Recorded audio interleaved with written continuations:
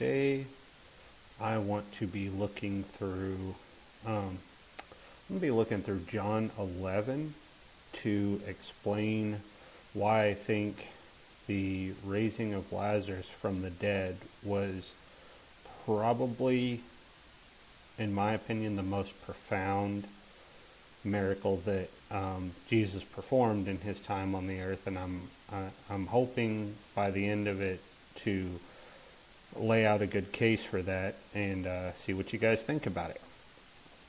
So, starting in verse 1. Now, a man named Lazarus was sick.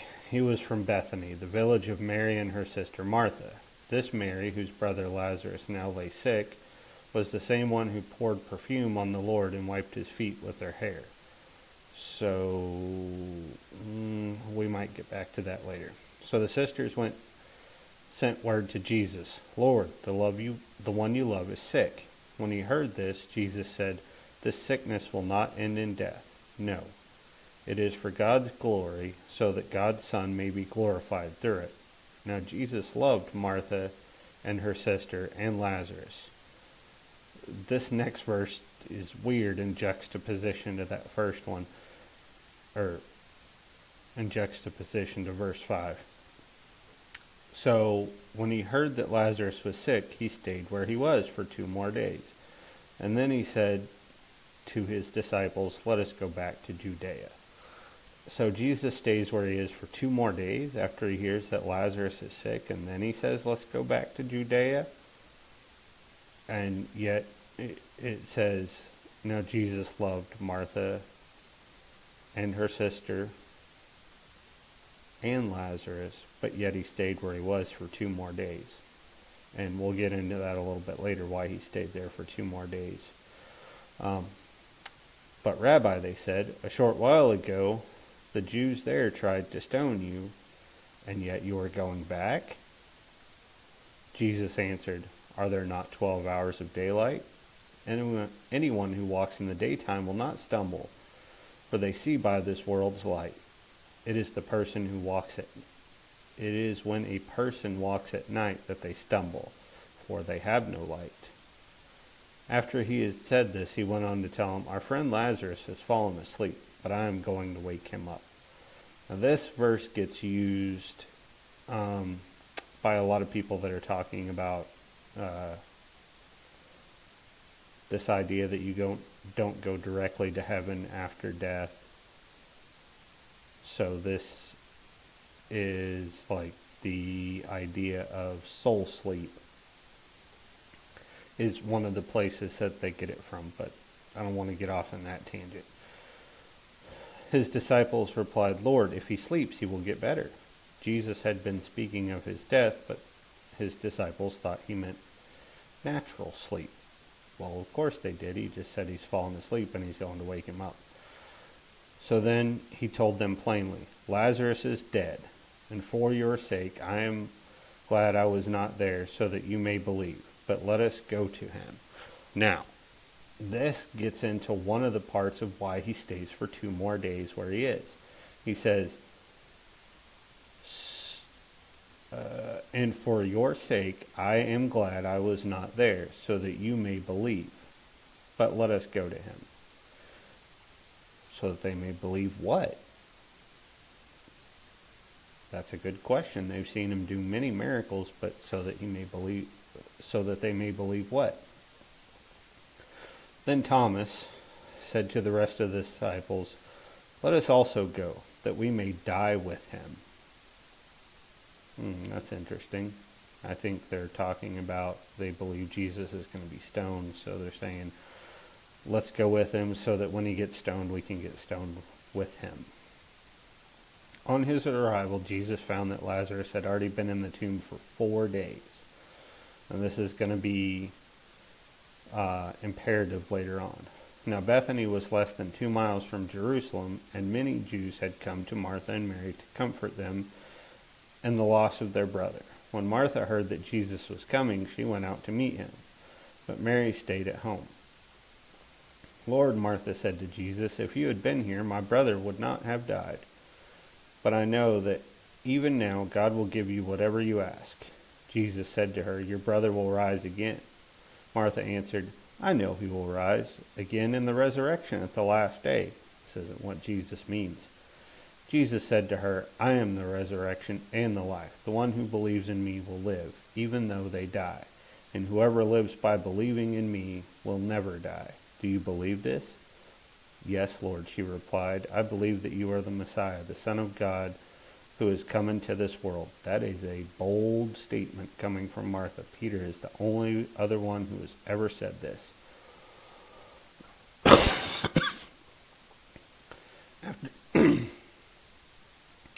After she had said this, she went back and called her sister Mary aside. The teacher is here, she said, and is asking for you.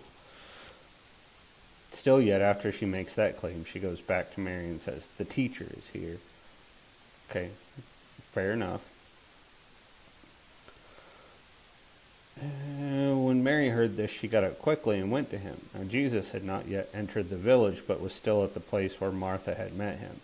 When the Jews who had been with Mary in the house comforting her, noticed how quickly she got up and went out, they followed her, supposing she was going to the tomb to mourn there.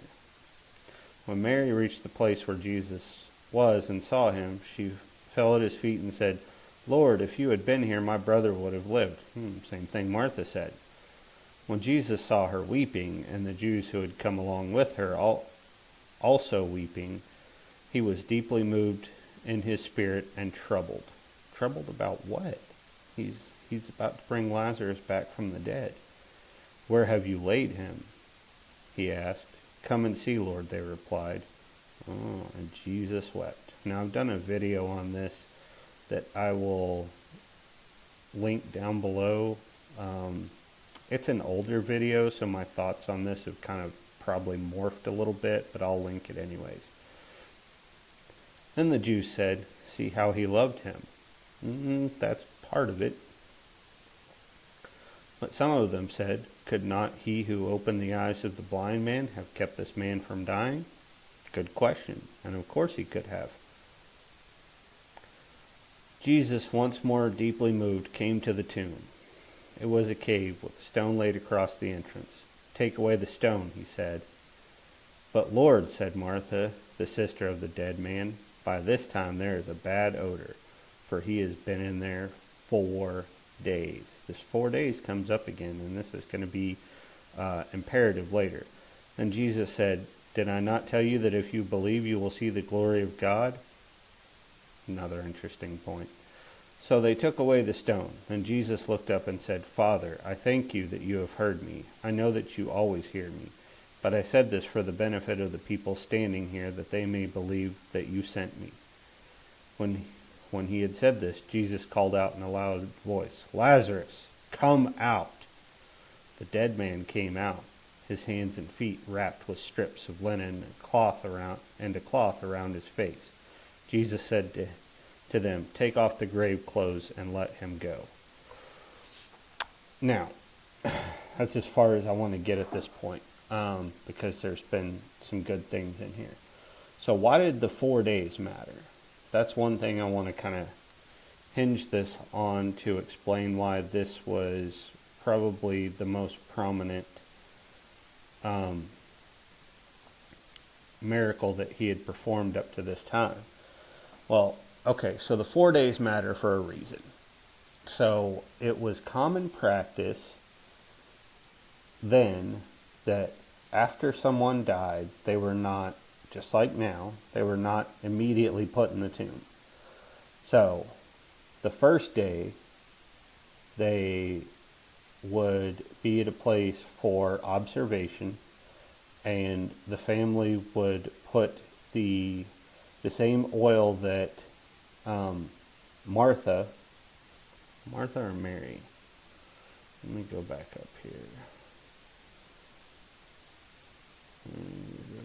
Mary had poured on Jesus and wiped it with her hair.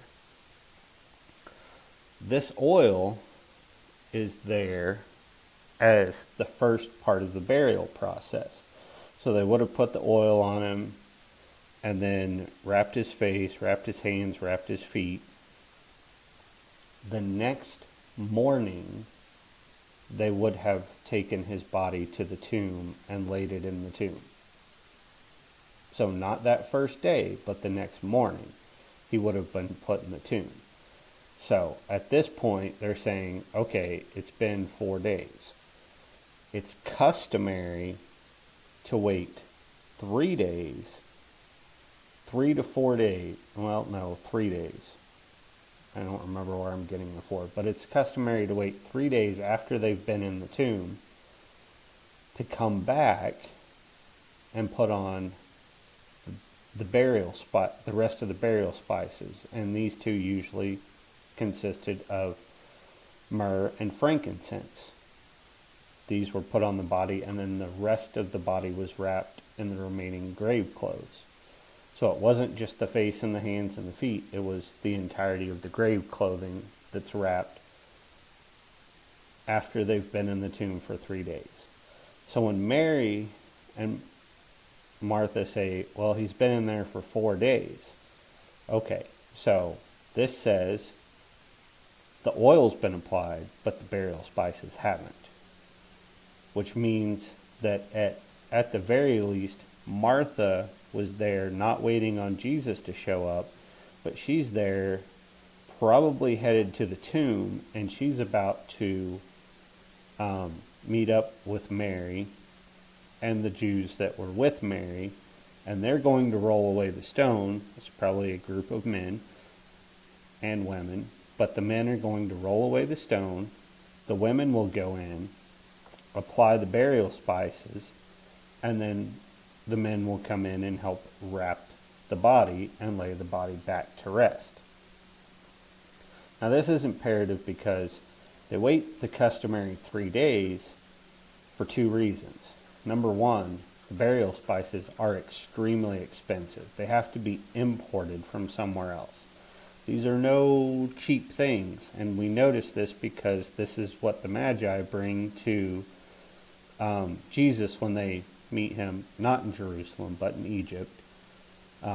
They bring these because they're expensive gifts. Now, we know that they're associated with death, but still they're expensive gifts that they bring. The second reason is, even though the technology wasn't there at the time, they were smart enough to know through trial and error, most likely, that, or possibly a revelation from God, either one, that you give it the customary 3 days because the person might not actually be dead. Like completely dead to the point where they're not coming back.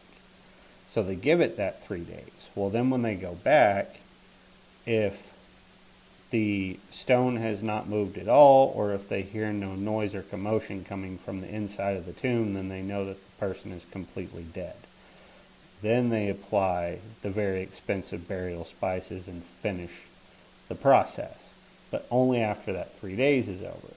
So them saying 4 days, it's actually 3 days he's been in the tomb, but they're saying he's been gone for 4 days. And that's just a lost in translation thing.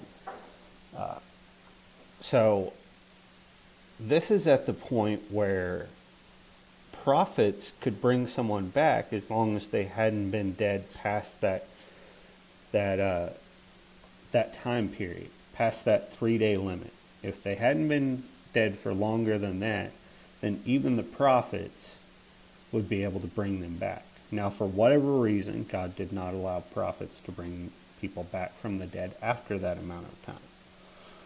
And it's also good to notice here what one of the Jews said, that, well, the guy who's restored the sight to the blind man surely could have been here and Lazarus wouldn't have died. Well, that's the thing, is Jesus could have just made sure that Lazarus didn't die. He could have healed him from his sickness from directly where he was at. But this still took place. Lazarus dies. Jesus comes back around and raises him from the dead after that time period where no other prophet could do it. So it gets to the point where it's only Jesus could have done this thing. Like, there's no one else in existence on the earth that could have raised Lazarus from the dead. And so that goes back to where Jesus says, it is for your sake. I'm glad I wasn't there. And he says this thing is for the glory of God, right? He says, for your sake, I'm glad I wasn't there so that you will believe. Because at this pivotal moment, they have no other choice, his disciples, than to go, whoa, okay, like maybe before we thought he was just a teacher and a prophet, but this exceeds anything that the prophets could have ever done.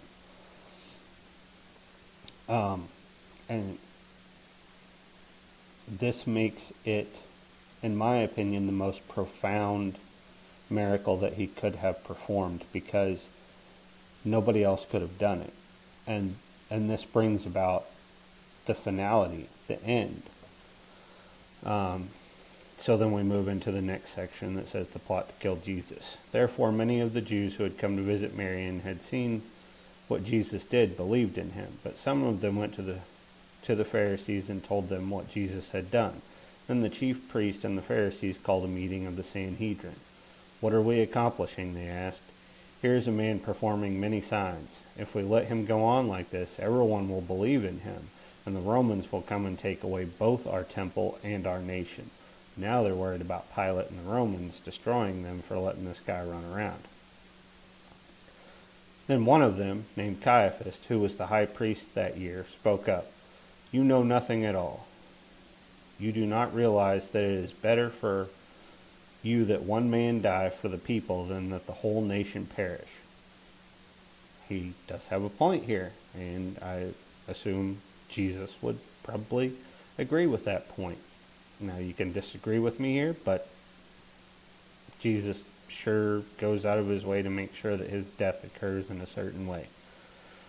He did not say this on his own, but as a high priest that year, he prophesied that Jesus would die for the Jewish nation, and not only for that nation, but also for the scattered children of God, to bring them together and make them one.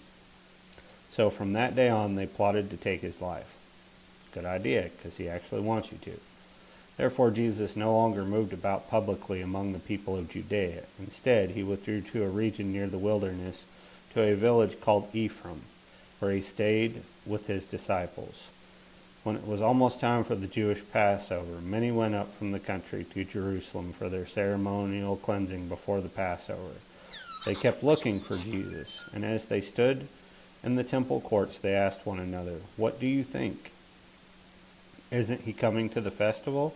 But the chief priests and Pharisees had given orders that anyone who found out where Jesus was should report it so that they might arrest him. Now, I'm not saying Caiaphas is wrong here. This had to happen, and Caiaphas was part of the plan all along. Caiaphas isn't saying anything wrong, really. You could almost imagine Jesus saying, it's better that I die so that the whole nation doesn't have to suffer.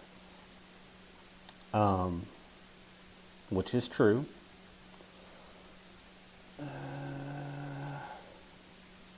see.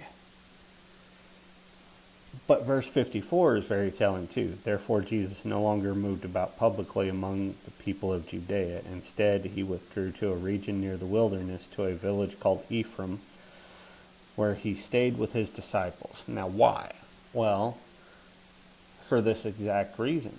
Jesus had just raised Lazarus from the dead. This is the most ominous thing he has done to this point.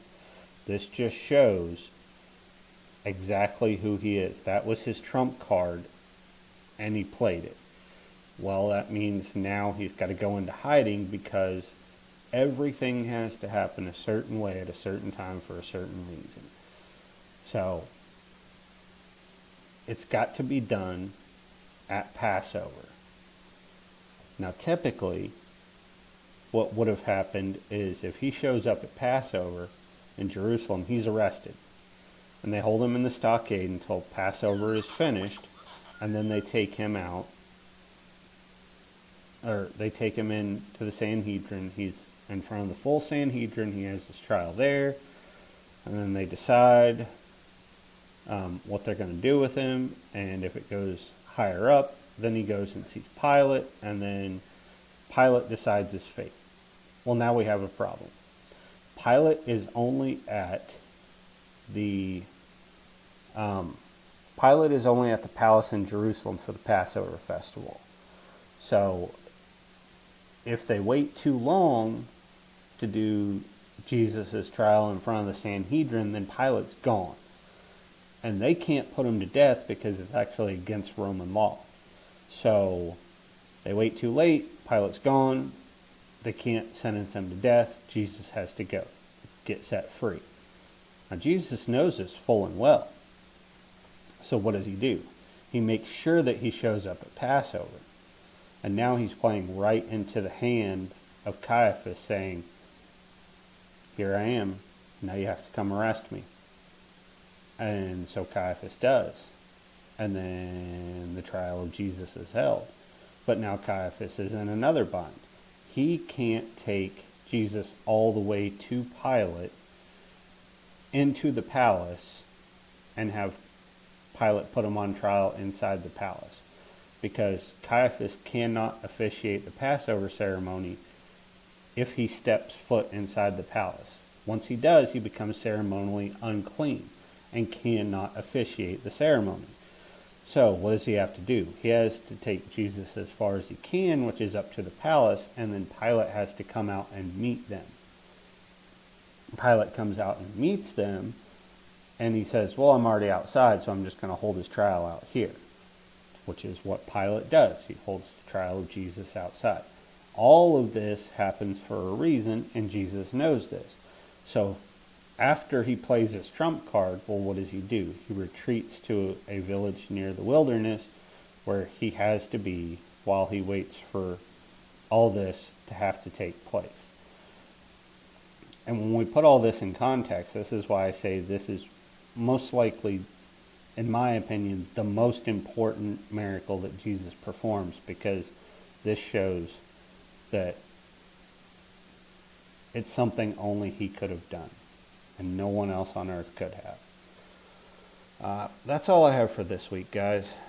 Thanks for watching, and I'll see you next time.